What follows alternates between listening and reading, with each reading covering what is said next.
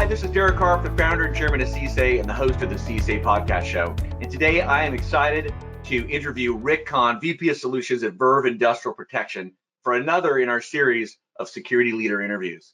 If you've not been with us before, you know that the goal of this season of the show is to really find out various people's story. How did they get where they are today? What decisions do they make?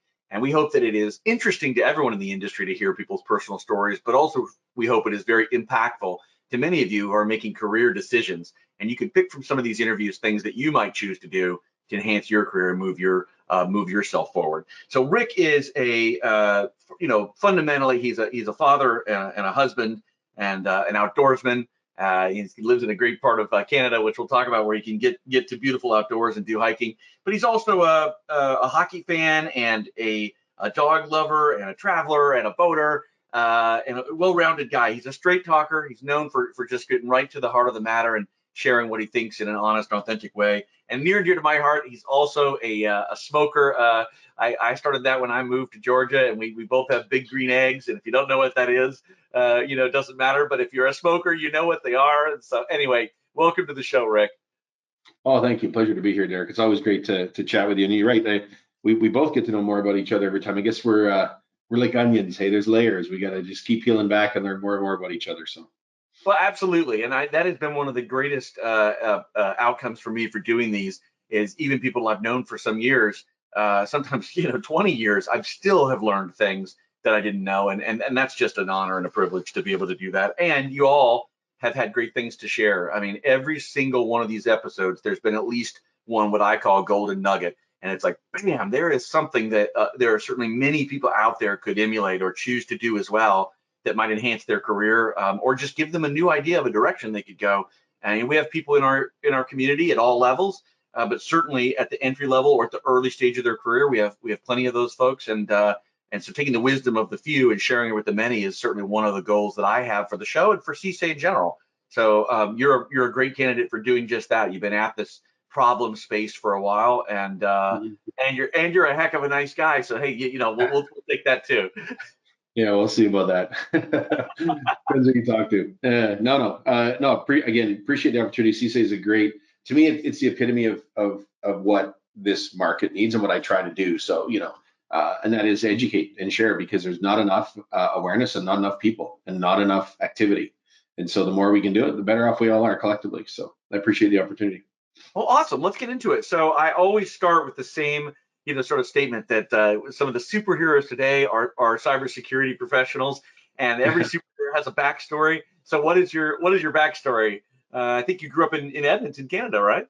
I did. Edmonton, Alberta, the largest city just outside the Canadian oil sands. So I remember being in Texas once at A&M with all the Aggies and the Longhorns arguing in a conference, and I said, "Well, you're all from Texas, so I can offend you all equally by pointing out that my province is bigger than your state, and my Capitol building's taller than yours, and I do oil and cattle too." So yeah, I grew up in Western Canada, prairie town, a lot of snow, cold, dark winters. Born and raised, I now live in Calgary, just a couple hours south, and so I have to fight local hockey fans about whose team is better, because obviously it's better where I came from, but. It's been a pretty interesting world to grow from, and I've been afforded the luxury of going everywhere with this job, and so we'll get more into some of those and where we've seen and what we've seen. But it's always fun to swap stories with people like yourself that have been around different places. Well, awesome. Yeah. Well, let's unpack some of that. Hockey. That's that round thing with a stick and they hit it, right? Yeah, that ice hockey, by the way. I need to point out every time I talk to somebody from a U.S. college, like, "Oh, you mean field hockey?" I'm like, no. Much faster and more dangerous potentially. Yeah. Yeah. Well, I must admit, of the professional sports I've enjoyed in the past, being a regular at it for a while, when Columbus, Ohio, where I used to live, got its first hockey team, I got into that, and I really enjoyed going to the rink and going to games there regularly. That was a lot of fun. It's a passion. Atlanta had one for a while, but they just didn't have enough season ticket sales. So they lost theirs, unfortunately. Well, and we're so far south in Atlanta, I think the ice probably kept melting. But no, that's another problem. So let's talk about. Tell that to Tampa. Anyways. I always ask people what their first job was. And I'm sort of like meaning early, just it's sort of curious. People mowed lawns and did all these different things. What did you start doing, to as work? Interesting origins. I mean, everybody had like a paper route, I think, whether it was paid Yeah. or volunteer. And then when I actually got to, go to a building and get paid and pick up a paycheck, it was more, I believe it was banquet waiter, right? Where you go to the wedding and it's plated or it's a buffet and you clean up and stuff like that. So just really glorified, assistant to clean up dishes. We called ourselves porcelain sanitation technicians, right? So that we were Wow. making, yeah, so we made sure that we take care of stuff and get it cleaned up, and the tables were clean, and we'd run around, and it was fun. We were all 14, 15 years old, and we all knew each other from high school, but it wasn't exactly a career. Those hours and that back breaking on your feet, running around work sort of thing is quickly taught me to maybe look towards some sort of more professional eventual landing space. That's for sure.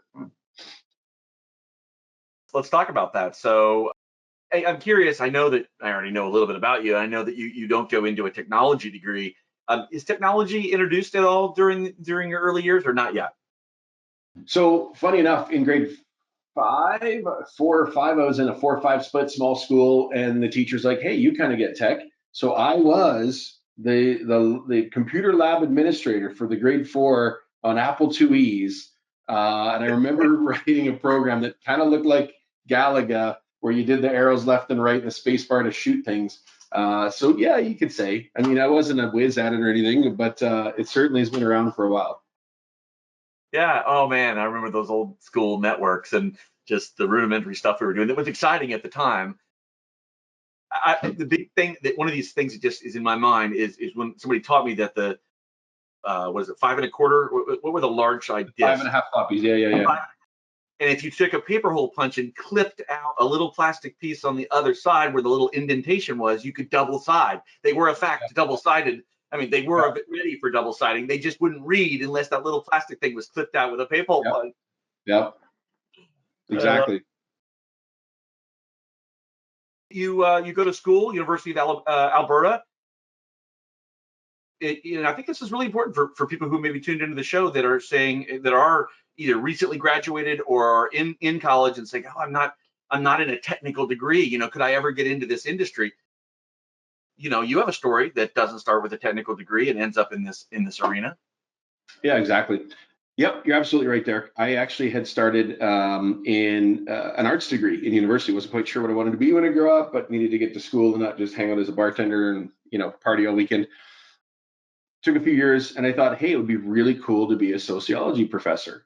I was in a Bachelor of Arts program anyway, and sociology was really cool. I get to write swear words into my essays because as long as you backed it up with, I once compared Ice-T to Spike Lee and how they, approached, common societal norms and stuff. I thought it was really cool, and it wasn't a real job you got paid for. And then I found there was a lot of politics. Then you had to be published and all this other stuff. And so I went to the guidance counselor. The guidance counselor says you have an affinity towards, math and technology, and you can communicate fairly well. And I remembered back to my Apple IIe days, right? I was a decent, programmer.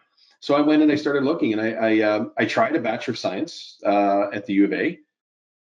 And then I quickly decided that for technical hands-on training, you probably should go to an actual college. I went to a Northern Alberta Institute of Technology, sister association to where Mr. Byers built Tofino and BCIT. So I'm at NAIT, and I took network engineering. And then from there, I managed to land a job as in a technology company that was focused on industry. That's kind of sort of how I went from social and sociology to practical, hands-on. It's everywhere. Technology is literally everywhere. And you look 20 years later, and I will tell people that you can have an entire career in a specialty within technology alone, just in databases or just in websites or just in networks. It's that complex, but it's also that much of an opportunity. You talked about making sure that people know about opportunities. I'm constantly pitching, even in my daughter's hockey team, a bunch of young 15-year-old girls. Hey, you should get into cybersecurity. They roll their eyes and wait till I'm done talking, but I'm trying. So anybody can do it, I think. I'm guilty of the same thing, saying it's an incredible opportunity in the future. The problem is not getting solved tomorrow. I Nope. would I would posit that it's not getting solved maybe ever. We're not going to arrive at we're secure. You guys can all go home now. So Yep. it's got Yep. a lot of good future job potential. Um, Yep. about so the leap, if somebody's in an undergraduate degree, and so you decided to go pursue this technical. So when you went to Northern Alberta Institute of Technology, that wasn't a 4-year thing. That was a couple years. It's a 2 year. So they started with the 2 year. It's very technical. It's the exact opposite of U of A. Like the U of A Bachelor of Science says, let's go learn about math, but first you're going to do this theoretical math, and you're literally going to watch a video of a guy recounting how he solved Fermat's last theorem. And I thought, well, that may be somewhat interesting. It's not at all practically applicable. And so when I went to NAIT, they actually had us program chips on boards. They had us look at logic. They had us look at electrical paths. They had us then also do a project management thing, because you're going to be having to explain from tech or geek to English, right? And they had all sorts of, sort of a well-rounded thing. And so I jumped to that for a bit, knowing that I at least had a bachelor's degree already in case I needed to go somewhere else. And NAIT has since built a bachelor's program or equivalent, so you can go back and do another year and do sort of a curriculum. So you don't, if the listeners, you're concerned about the listeners not wanting to get to just a technical diploma that may not equate, there are graduate level equivalents of what I did. This was 20 years ago now, right? So there are graduate level capabilities like that as well that I think are very, very valuable to pursue. And that didn't require you to have much in the way of technical prerequisites. Went from sociology to that.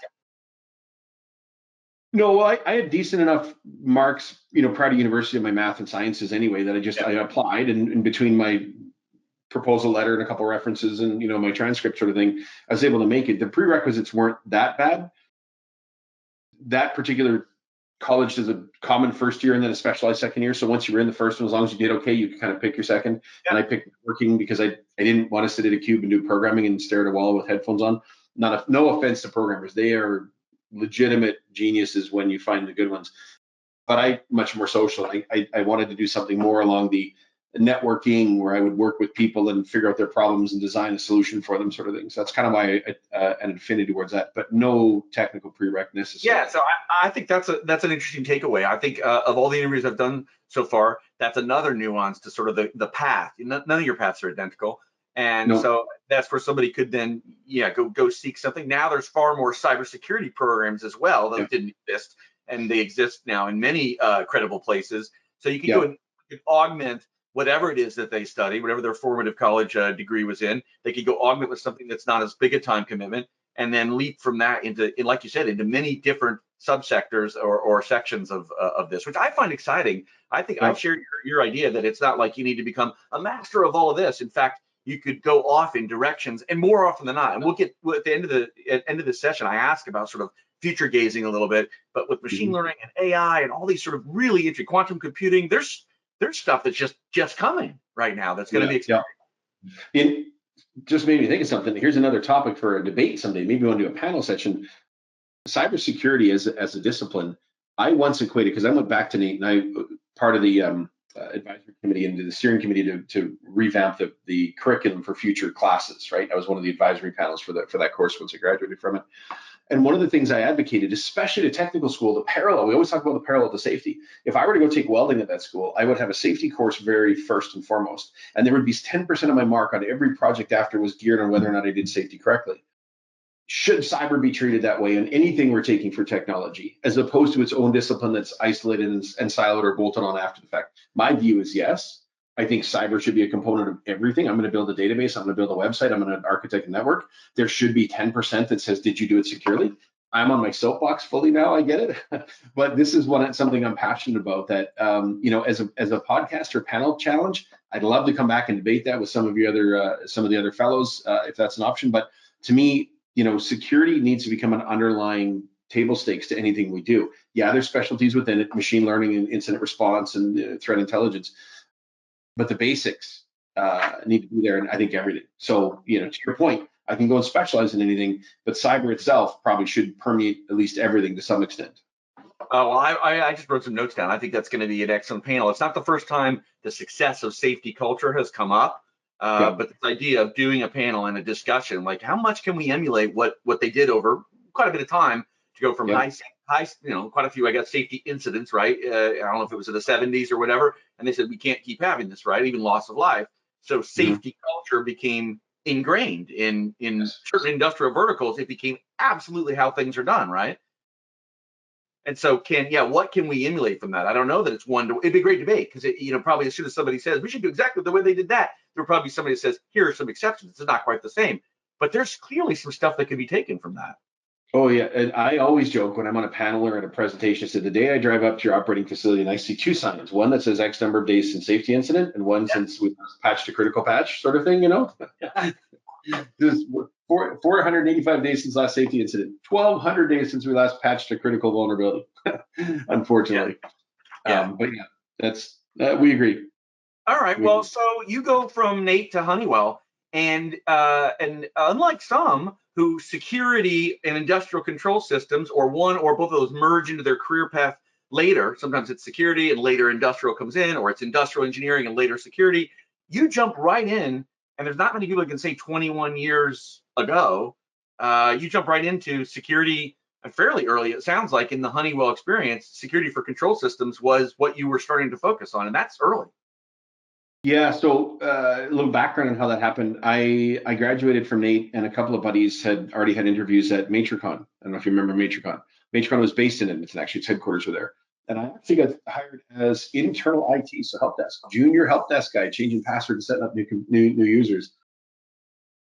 We had fairly quick turnover there. Matricon was, trying to be bought and trying to develop software. So the last two places that got money were HR and IT. Everything else went to sales and development and R&D. So we had a quick turnover. I quickly found myself at the lead. Didn't have any money to really build new things, so I had to switch to customer service. And I'd done 10 years of hotel and restaurant to that point. Our team won a few internal awards for customer service and helping solve problems. We got the attention of some upper management. And so one day the CEO came to me and said, hey, I think we need to do ICS security to go along with the loop tuning and the alarm management programs that we were doing, because we were going into operating facilities and putting exceptions and firewalls to get data to flow and stuff like that. And he said, I think you should do that. Are you interested? I said, yeah. He goes, do you want to do it? I said, sure. I said, so what do I do? And he said, well, I literally just hired you to tell me that. So go figure it out and come tell me what we're doing now. So now, luckily enough, our friend Donovan had done the bachelor degree at Nate. He'd gone back and came to Nazar and said, hey, I think we should pursue this. So the timing was great. And he sort of joined us together. Originally, Don was on the sales side and I was on the tech side. So we quickly flipped that to put the right person in the right spot. And it sort of grew from there. And so I went from internal IT to, okay, how do I find dollars to help clients solve problems? And so we started with, assessment, building roadmaps and guidance and governance, and NERC came along. And so there was a sort of a driving need, but also a defined checklist. And so we sort of kind of fell into that. We started building some bigger and bigger projects, and then suddenly Honeywell took notice. And that's where we got accelerated to the big guy. I got thrown into a global role. I had a small team of about 12 technical people, and I was doing sort of BD and value prop, et cetera. When that happened, I went and worked with the other BD guys globally for Honeywell, and the tech guys went for the technical guys, reporting out of Atlanta, in fact. And we just started to grow. So my former colleague, lives not too far from you and runs the Honeywell lab there in Atlanta. Well, let me write that down. I can introduce you. I'm writing all kinds of notes. So for listeners who aren't, who don't see the video of this, it's just like I'm pausing to write notes because Rick keeps giving me great ideas about, oh yeah, we should follow up with that. No, we should do that too. So that's oh boy, that's how it is. Okay, so a pretty nice run at Honeywell, Matricon/Honeywell, over a decade. Yeah, so I started at Matricon in 01, and I think about 09 or 010 is when we got bought. And then I stepped away for a bit. I went to join an owner operator. I actually worked for an air separation company that made nitrogen, liquid oxygen, et cetera. Aspen Air? Yeah, and that ended spectacularly horribly. And it's hard to be a viable company when the CEO is lining his pockets with the bills that are supposed to be paid. So anyways, yeah, we'll leave that for another day. Yeah, so then I went back to I wanted to go back to what I was good at, which was this. And I mean, I was doing it there. I was helping to build our infrastructure, but also to sell our product and to work with other entities. But along came my friend John Livingston, and it was funny. Such a small world, this market we're in. I don't know if you've heard this story, Derek, but I'm gonna tell it. I know it's maybe a bit of a longer story, but when I went to work when I was looking for work, John Livingston had reached out. John's our CEO, and he had just bought a significant stake in the company that had been built actually 30 years ago, and the company was called RK Neal. Now, funny enough, when I was in internal IT, I helped build out our St. Louis office, and our St. Louis office was built primarily around an anchor power client that we had there. And the anchor client was what we sent a VP down there and built an office around. A couple years later, the VP that we sent down there scooped that client and about a half dozen employees and left Matricon to go work for another vendor in this space. I won't name who poached who, but they took the client with them.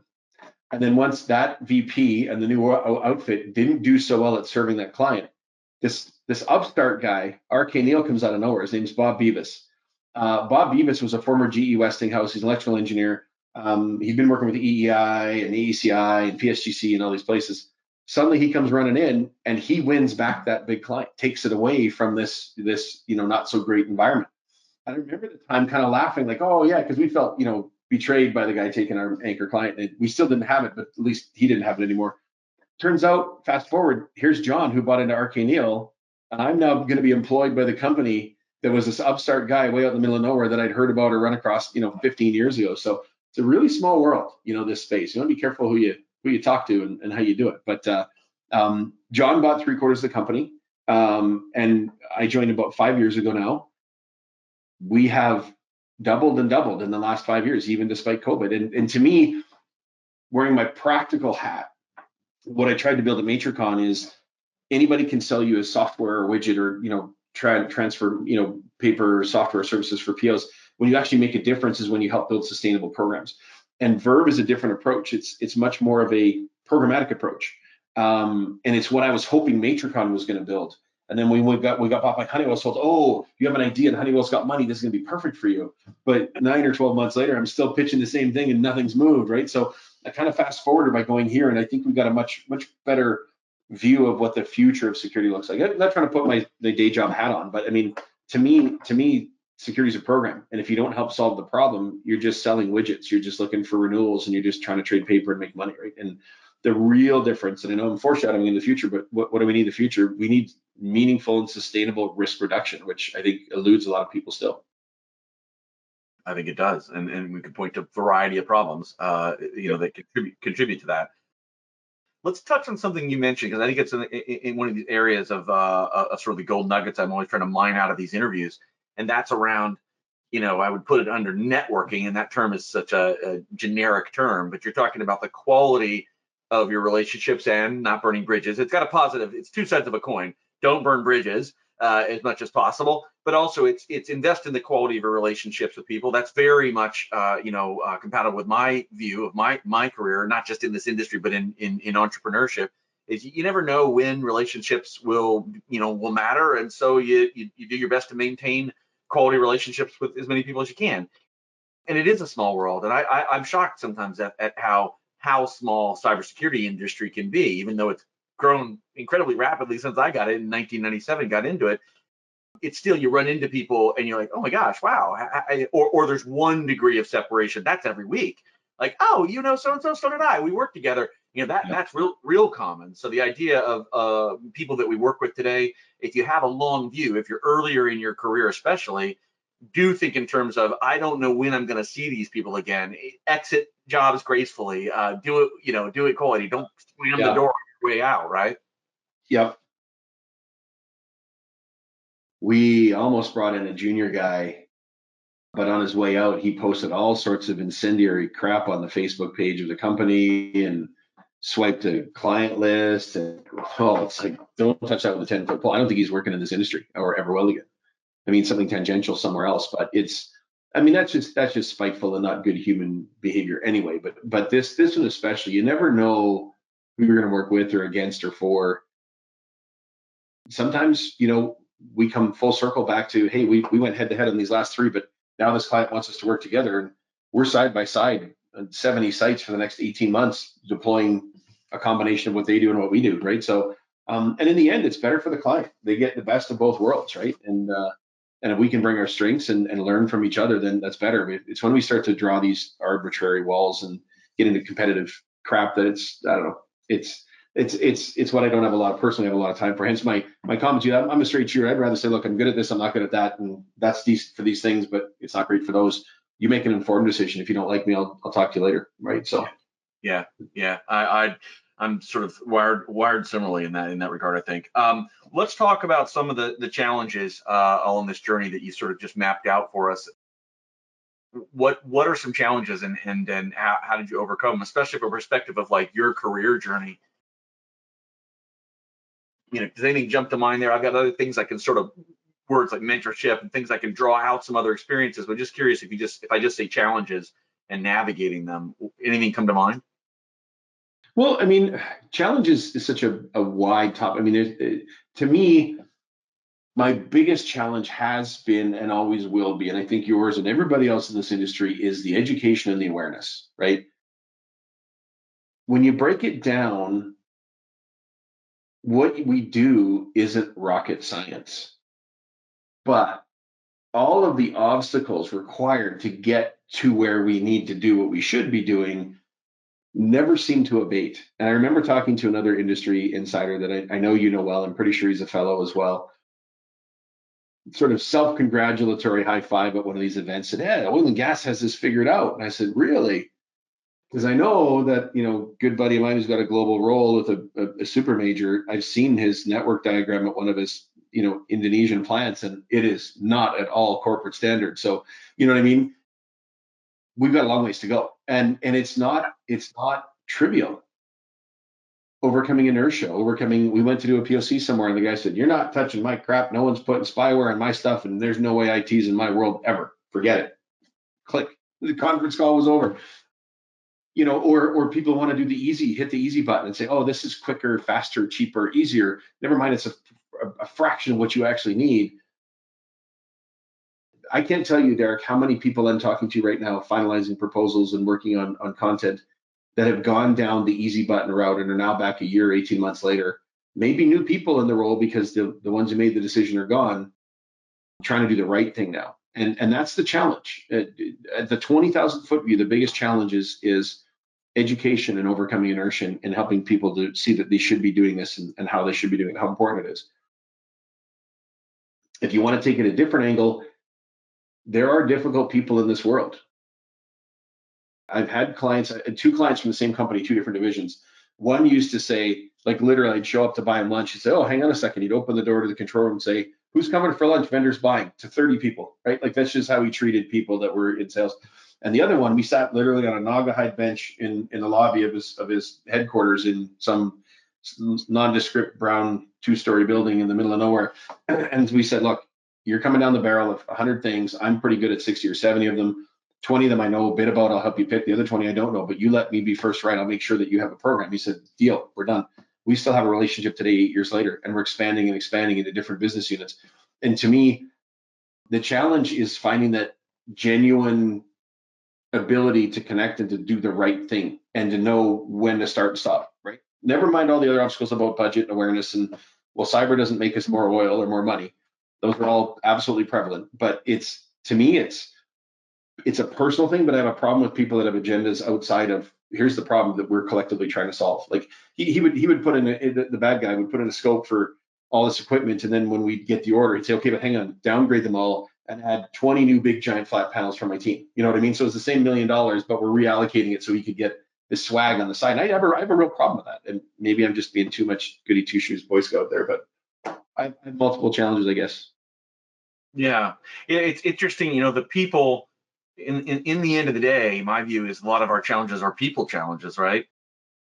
We obviously have workforce shortages, so that's an easy people challenge. But even let's say that those of us in the industry, how we get along, there's dysfunction. You sort of reference that, within the same company, don't touch my networks and siloed stuff and all things Yeah. that eventually we have to tear all that down. I mean, none of that serves the purpose. If we're disjointed and not coordinated and not trusting, in the community, sure, that's a problem. In the same company, that's devastating, and it's still out there to significant degree. There's people who hate IT versus OT. We shouldn't be saying that anymore. Like, okay, so I tend to not use that term, but I say there's dysfunction in many companies. Now we both know that sometimes it's people from different parts of the company that hold some of the puzzle pieces. I'm for bridge building. Yep. It's not they hold all the answers and they should stay away, or whatever. No, that's not going to work. What do you have to learn from each other? What can we learn from each other, and how do we trust each other? And what programs are managers and senior executives putting in place to build trust and to build teams that work together, or hybrid teams, right? I mean, Yep. that is not the way forward. We can have the best tools in the world and even expert third party help like yourself, but if there's huge dysfunction within the company, that's still going to be a problem. Yep. Yep. No, and you're absolutely right. And I guess my challenge to your point is not enough people doing the right thing for the right reason. Just to sort of try and summarize what you said, but I totally agree with what you're saying. Too many personal agendas or perspectives, and losing sight of what the end goal is, or what the betterment for the organization is going to be, and how do we get there. Put the Yeah. egos aside, put the territorial aside. That's the challenge. Yeah. Well, let's talk about collaboration and teams. Any themes, pop up in your career of how important that's been, working with building teams and working with colleagues. And I think there's a lot of people at various stages of their career that are looking to become managers or are starting to manage people. And some people are really, really smart and maybe know the science or technology really, really well, but their skills are not as well developed in the managing of other human beings and coordination. Even if it's a dotted line, getting people to work together. Any sort of nuggets there, like here's some things that people should consider doing in that area. Yeah, my biggest challenge. I mean, there's two factors to that I think. The first is that there's not enough communication, right? Like, it, I see my wife and daughter, like, they're gonna get sprained thumbs on this little key thing, and I have always joke, hey, there's a two-way audio app on that thing. You know what I mean? Like, you press that button and you can just do that, right? Like, verbally. And I even have that internally in my organization. We have a brand new project manager and project management office, and there's two or three people in there now. And I'm like, hey, I'm building a big RFP. Can you give me a vanilla sort of project plan to submit as part of the evidence?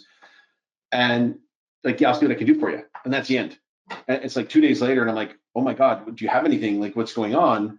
And I get this, like, well, yeah, I've been working on blah. I'm like, okay, but you never told me that, right? And in the absence of any information, I think 2 days have gone by and nothing's happened, right? Like, unfortunately, people in the absence in a vacuum will usually assume the worst or the negative, or that something's not successful.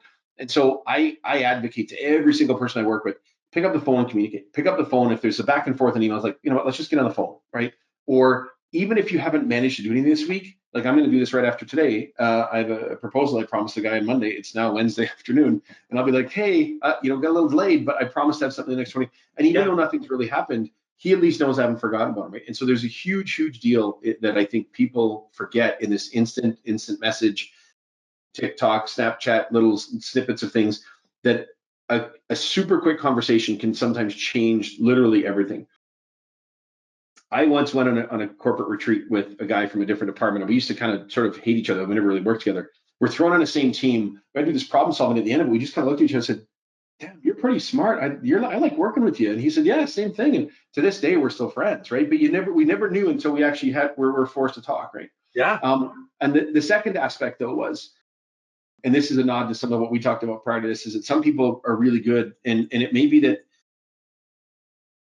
to me, it's the art of a creative way of telling somebody their baby's ugly. You know what I mean? The constructive stuff has to be just that. It has to be constructive, right? You can't like, oh my God, that sucked. Why did you do it that way, right? And sometimes that comes out of people, and if you know them well enough and have that rapport, and they know it's constructive. But if you don't, we have one person in our organization that's like, oh my God, let me see that, and they'll rewrite it. But they come from a background where, if I write something and you rewrite half of it, and then I come back, as long as we're not changing the fundamentals, like we're changing how it's worded or phrased or maybe laid out, the two of us have more than 2 times better product if we do that. But we can't have an ego to do that. And not everybody understands that, right? People have egos, whether you like it or not. And I'm not saying tiptoe around it. I'm just saying, if I'm going to come to you and say, Derek, I liked how this session went today, or I love what we're doing with the CC chapters, but honestly, I think this would be more effective, or to be frank, I think that's maybe a waste of time. And here's what I suggest is a better idea. Now we're having a conversation and we're developing each other and collaborating. So number one, frequency of communication. Number two, the format of the communication, I think are what's been the single biggest benefit. And it works when you build a team and you have people knowing what their strength is and how they come together. We went to a POC. There were 3 different people involved. All I did was tag along to buy the dinner. And halfway through, when we were done over dinner, our now client leaned over to me, grabbed a glass of wine, and said, You guys get it. I've been searching 7 years for somebody who gets it. And it wasn't me. It was that team that we had to prep. It was my technical field guy. It was a software development guy on the phone. You know what I mean? It was the marketing. They were all doing all the things he asked, but we had a meeting ahead of time. We figured out what we needed to do. We knew what the value prop was. We knew what this guy was looking for. And all of that genuine, we're trying to help you solve the problem came through. And it was a collaborative effort, which wouldn't have been done individually. There was no territorial whatever. And we resonated. And now we've got a friend. That network now extends to this guy. He's now bringing us into other projects. He's bringing us into other business units. He's inviting us to their user events, right? Like it's so much more beneficial than transactional. I need to get what I need and move on to the next relationship, right? So. Well, I think you just hit on some of the gold nuggets of your session right there. That was some stuff that we can all try to emulate. I mean, the one is what you said about communication. It wasn't, frequency is kind of what you're talking about, like, get a message back quicker, but your qualification was even if it's short. And I think there's some magic to that, which people are like, oh, I'm not ready. I don't have this big thing that I should, so even I, when I listen to you, I'm like, I need to, raise that bar again. I'm a big believer in what you said, and raise that bar again and say, get a communication back to that party. Because even if it's short, it synchronizes again and says, okay, I haven't forgotten you, or you're not important, or whatever. It implies a lot of things to just say, I haven't forgotten about you. I'm working on, I don't have it done yet. And so I think that is a really good key advice. Whether someone's just entering our workforce or whether they're a chief security officer, we probably all could benefit from, like, oh yeah, that matters. That can improve the relationship huge. The other one is this idea of, and I think when we talk about the dysfunction, and I'm really seeing, I don't know yet what CISA is going to do, that we have to play a role in decreasing dysfunction, between teams. I mean, that seems to be something we should be trying to attack. We're not going to talk about solving the technological problem. That's, others are working on that. That's not the Workforce Development Association's role. But dysfunction, and you said, hey, when we here's two people. Now it doesn't matter in your particular case whether that was somebody that was working in an operational environment and somebody from IT cybersecurity, but we know there's dysfunction between those teams. Having an event, getting them together, having them solve a problem, not necessarily a real world problem in the business environment. Maybe it's a simulated problem. Maybe it's one of those, we're off in the woods and we're on a high wire or whatever, a cope course or whatever. But once you guys broke that barrier down, then if you did need to work together afterwards, it was going to be very much improved, wasn't it? Oh, absolutely. Yep. And we did. In fact, we almost taught each other out on coffee breaks and stuff to compare each other's hockey teams and shoot the shit, as it were, between each other, because we built that rapport, and it made everything else so much easier. Like it's funny. It's funny. If you're driving home from somewhere tonight and somebody cuts you off to get into your neighborhood or something, you're not going to be too pleased until you recognize that it's your neighbor. Like, oh, Steve must be like getting his kid again. Hey, Steve. Right. But until you know it's Steve, you're going to think, hey, you're going to get the finger in a minute here because that was a really jackass move. Right. It's all context, same exact behavior, but it's your buddy or someone you know or have a background or an empathy for. And so it's completely different. Now, Rick, I think that's one of the biggest takeaways of today, that we could all be thinking about, whatever part of the ecosystem we have, how can we improve that area? Let's build bridges to people and get empathy for their situation, even if we may professionally disagree. And your idea about constructive criticism is huge, right? Maybe it's a document and somebody says, hey, I think I could help make that better. I agree. We collectively can make something better, but it could also be just fundamentally disagreeing on an approach. That's okay. How we communicate that is where people have some upskilling they need to do. It's okay to disagree. In fact, that might even be valuable, but how we communicate it is everything. Yep. One other note, again, to the younger maybe, and the mentorship issue, giving forward sort of thing. One thing that I find my youngest consultants and people that have had to teach the most about is, it's okay to say, I don't know.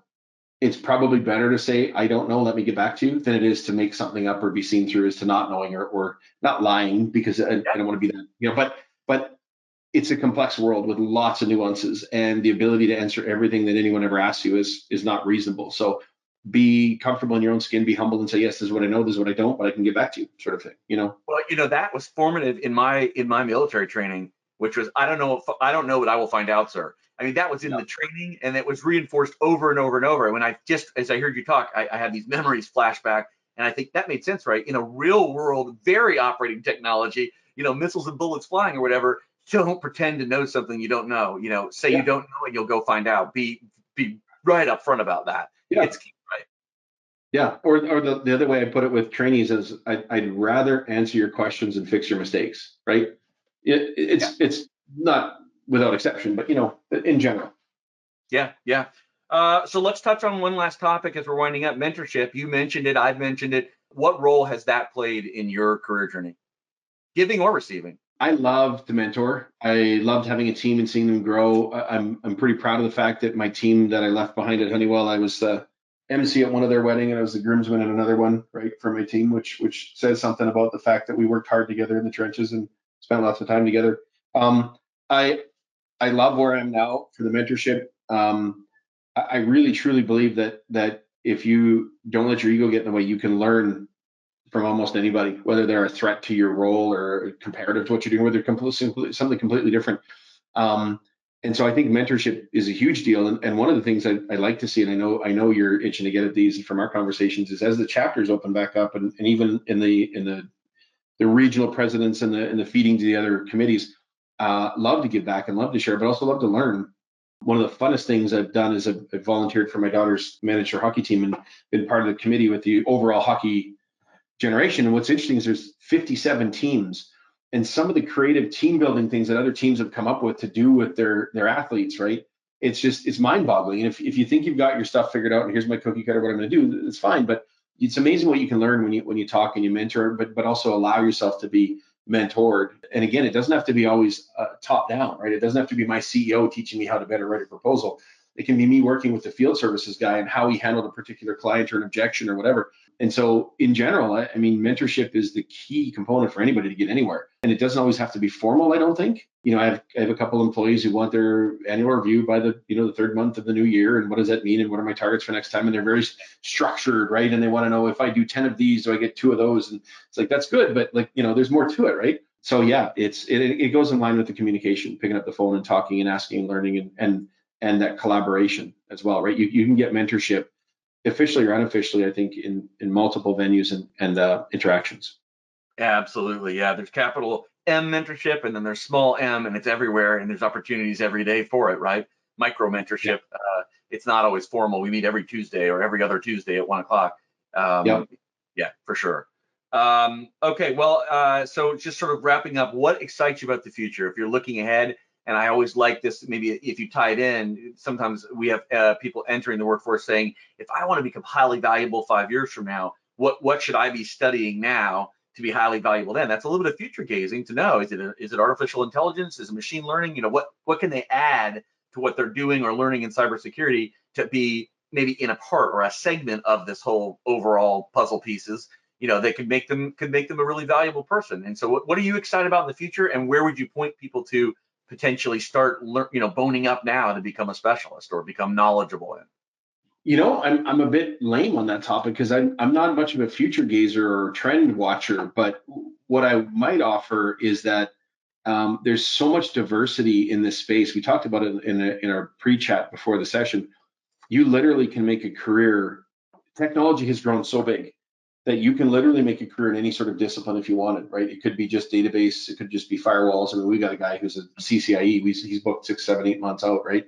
And he's only working for us at partial rates because he's already retired at 50 something. I mean, he only works 40 some years. So you could make a very lucrative thing if you wanted to chase the dollars, which is today AI and ML and some of the bigger picture stuff. You could look at the trends that we're seeing, retiring people, lack of staff, and say, well, that means that there's a real need for managed services or automation and helping to solve problems. I mean, you look at the job seek cybersecurity database, I think 75% of them are management tasks, right? Not architecture, not threat intelligence. Rob Lee's got them all signed up with wheelbarrows full of money to do all the threat intelligence in the world. But there's doing something with that intelligence and actually the remediation. So I guess you could go for the high dollar if you wanted the in-demand stuff. You could go for sure, I've got a job because this problem isn't going away forever, like the maintenance side. But what I think the best advice you can give anybody is you need to like going to work, right? You need to enjoy what you're doing. And if you don't like, we have a client who hires kids out of college and they come and they literally watch third-party application websites to see if there's security updates so that they stay NERC compliant with application updates. I can't imagine graduating a big Texas tech school and having to go sit there and look at a website all day and fill out an Excel spreadsheet. Now, maybe that's a foot towards I want to work for this large energy company and see all the diversity from coal-fired to nuclear to transmission, regulation through to operations, whatever. That's cool if that floats your boat. But if you don't like what you're doing at the end of the day, you're gonna be miserable, right? And you won't make a success any way, shape, or form. I love what I'm doing. One of the questions we talked about, what motivates you? I love solving problems. When that client reached across and said to me, "You guys get it. I've been searching." The goosebumps, and the hair stood up on my arm, and I was like, "This is why I do this, to make these connections. We're helping this guy solve a problem that he's been searching for 6 or 7 or 8 years." So that's what floats my boat. And I know as long as this market is the way it is, I'll have a job and be able to continue to do that. So maybe I'm a little selfish. I haven't looked to the future because mine's already sort of figured out. But Well, thank you, Rick, for sharing your perspectives and your story. All right, this is my favorite part of the show when I get to sort of tip my hat to a show I always enjoyed called Inside the Actors Studio. It was broadcast for many, many years. I think it still is today, but the long-running host, James Lipton, has unfortunately passed in recent history, has passed on. And he was the host of this, and he had a way on the stage with all the great actors and actresses of over all these decades, featuring interviews with them. And he ended the show with the same questionnaire called the Pivot questionnaire, which he borrowed. So I'm doing this in good faith. He borrowed from a French show, I think from the 30s, and I'm borrowing from his show from the last 50 years. So we're going to do just the exact same questions. If you're ready, we'll do it. sure, yeah, let's do it. What is your favorite word? Thought about this one. It's something interesting and weird, like serendipitous, I believe. Nice word. What is your least favorite word? Anything with double S is like crisps. What turns you on creatively, spiritually, or emotionally? Problem solving, empowering somebody. When I see my kids do something I've been teaching them, or my daughter's hockey team do a play in a game that they learn in practice, it overwhelms. I think it's amazing. Awesome. Learning. What turns you off? Bullies. What is your favorite curse word or abbreviation? We'd have to go with the F-bomb on that one. 10 years in the bar, my wife working in the hospital. It gets a little colorful around here sometimes.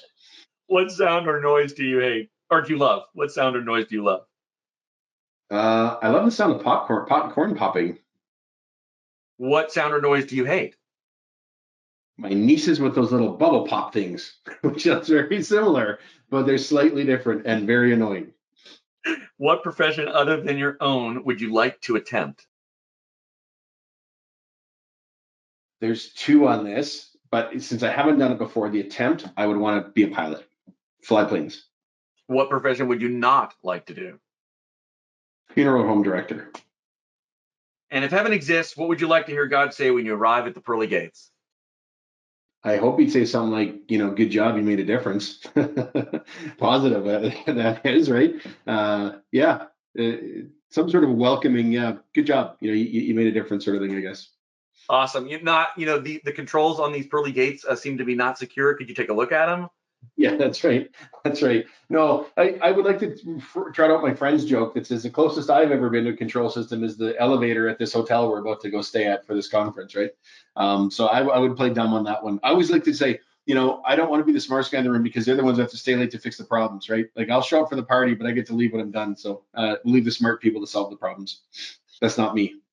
All right. Well, thank you, Rick Kaun, VP of Solutions at Verve Industrial Protection, CSA founding fellow, one of the very first chapter presidents in the whole existence of our organization in Calgary. You've been a friend and a loyal supporter to me and to CSA, and I appreciate that and what you do in the industry.